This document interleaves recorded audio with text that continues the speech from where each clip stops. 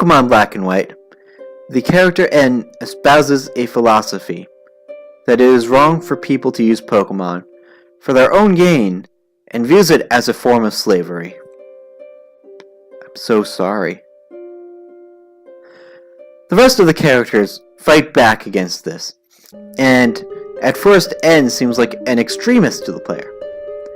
He makes reference to hearing your Pokemon's voice, speaks extremely fast, makes you fight him within about a minute of meeting you.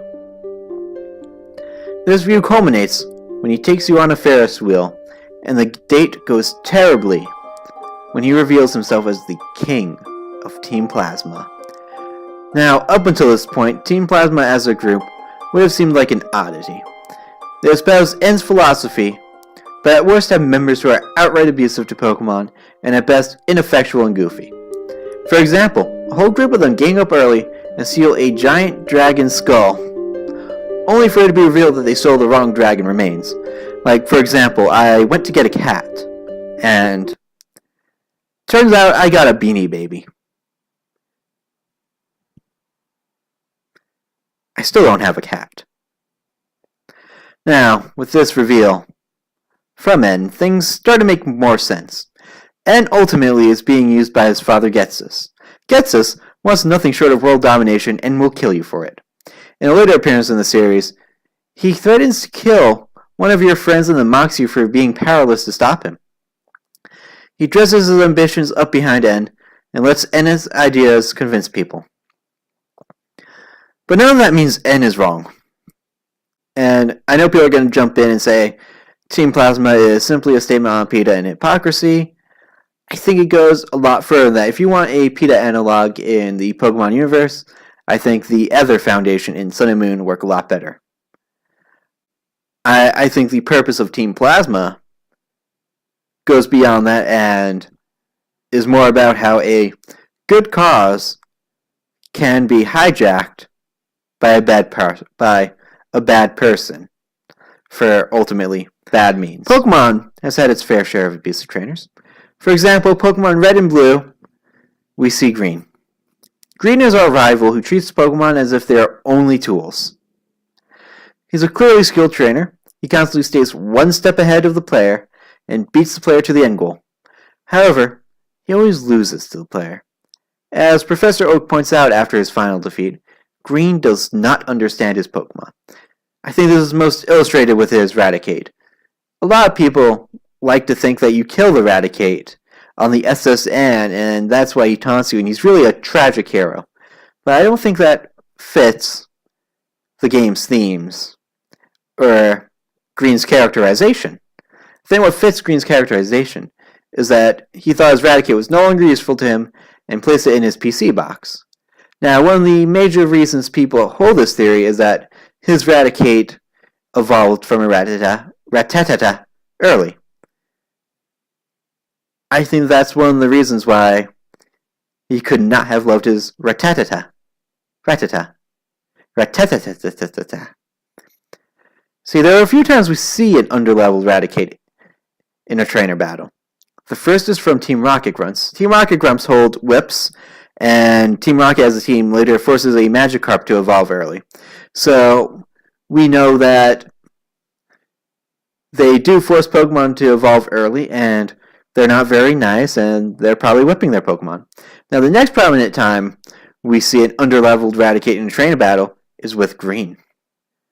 Given Green's espoused philosophy that Pokemon are an ends to a means, and Oak's words about his shortcomings after the championship match, we can reasonably conclude that Green forces Raticate to evolve early, and then dished it into a PC box because it underperformed.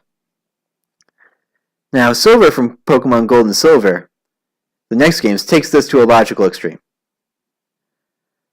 Like Green, he believes that Pokemon are merely tools to an end. The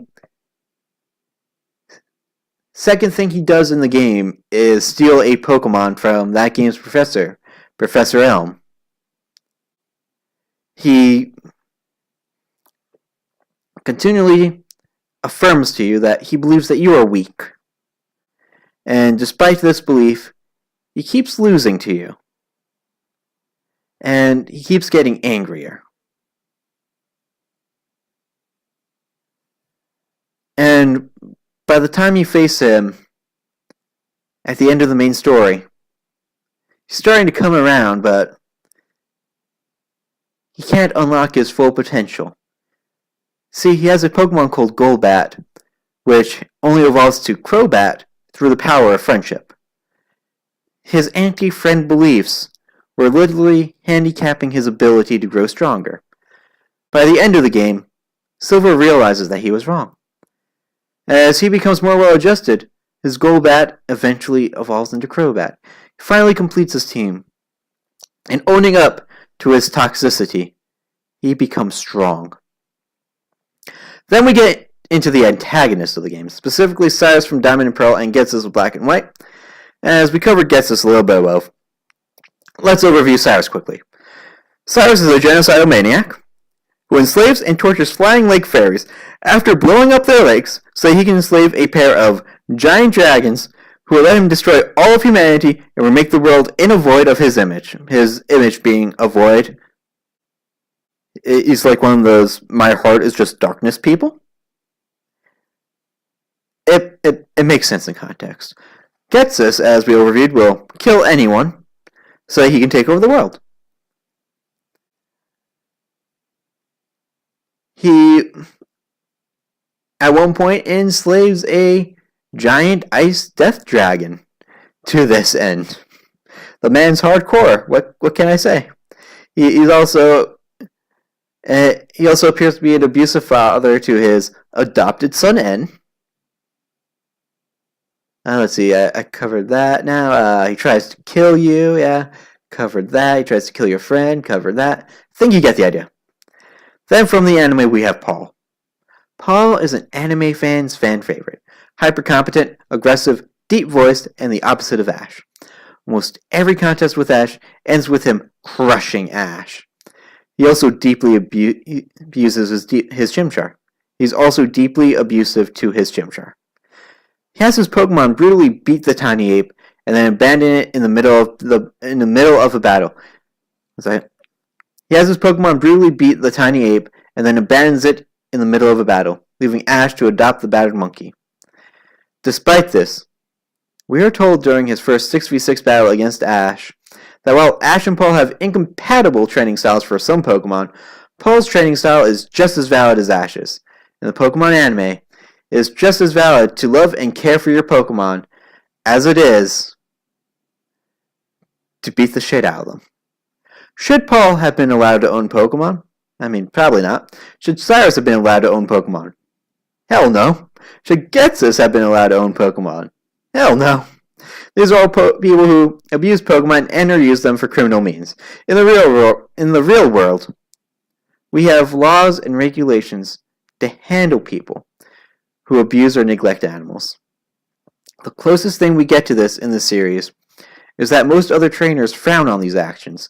When Paul abandoned his Chimchar and, far earlier in the original series, Damien leaves Charmander for dead, the show frames this as unabashedly bad. That said, criminal and professional consequences are never seen to happen to these characters. No one calls Officer Jenny on Damien, who goes on his merry way and continues his life, and no one reports Paul, who had already been told off by the ranking champion of the governing body of his home region for neglecting the health of his Pokemon, which really should be a strike one against him. In a strange way, Pokemon does not seem to have repercussions for abusing and misusing magical, world-destroying creatures unless a person is like Ghetsis or Cyrus and tries to destroy the system they operate in. In Pokemon, the only crime is anarchy. So, clearly, in Pokemon, the only crimes are anarchy and Pokemon theft. So clearly, N isn't wrong. There are people out there in the Pokemon world who use, abuse, misuse, neglect Pokemon for criminal means, criminal purposes, abusive purposes, and so we can't really discount his argument. A highly divisive part of Black and White involves Team Plasma Grunts beating a small, cute pink ball Pokemon called Muna. This comes extremely early in the game, and for some people, it broke the suspension of disbelief about Team Plasma's intentions. However, in my repeated playthroughs, this scene feels genius. Team Plasma Grunts are not stopped by an illusion of N. They fear Getsus the most. Like Getsus, they dress their sinister intent behind N's ideas. This reflects the real world. The N's of our world are plentiful, as are the Getsus. For example, Belgium banned kosher and halal slaughter under the guise that it would minimize an animal's suffering. In reality, the bill was passed by Belgium's far right and widely seen as a way to discriminate against Muslim and Jewish people. If you want a little bit more information on laws like these, in March 2018, the Library of Congress released a comparative study of religious slaughter laws that gives a more in-depth view on the legal side of the issue. The point is that a good social cause can and often is hijacked by those with ill intent. This is not uncommon. The dynamic between Getsus and N exists in real life. The look at N might not change your mind about him. If you assume he is right, then clearly the player is wrong. I think no matter what, though, N wasn't wrong.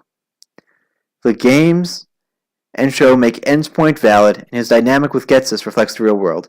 Subtlety that many miss, but is worth pointing out. At the end of Pokemon Black 2 and White 2, we meet N and Getsus again. Getsus hasn't changed. He continues trying to take over the world and freezes an entire city as a declaration of his intent. Despite this, characters continue to press the idea of gray morality. We see Marlin, who somehow misses the news that New Team Plasma froze the city and says that he doesn't know that they are right or wrong. Then we see N in the old Team Plasma that remains loyal to his ideas. While N was finding himself, old Team Plasma was caring for the Pokemon they had stole and returning them to their owners. Through their interactions with Pokemon, they learned that they loved being with Pokemon. When we re-meet N, he's learned that he can't force people to believe in his own ideas. He's free to believe them and live by them, but he never forces anyone else to believe them. N has fundamentally changed, unlike Getsus, who tries to kill everything that would force him to change. It has been about 8 years since Black and White released stateside here. And as I finish this retrospective take on it, I think the purpose is that we understand N. We understand what he said, and while we may not agree with everything that he said, we change because of the exposure to his ideas. And when we don't change because of the exposure to N's ideas, we are more like Getsus than we are like N. This has been Mega C. Signing out.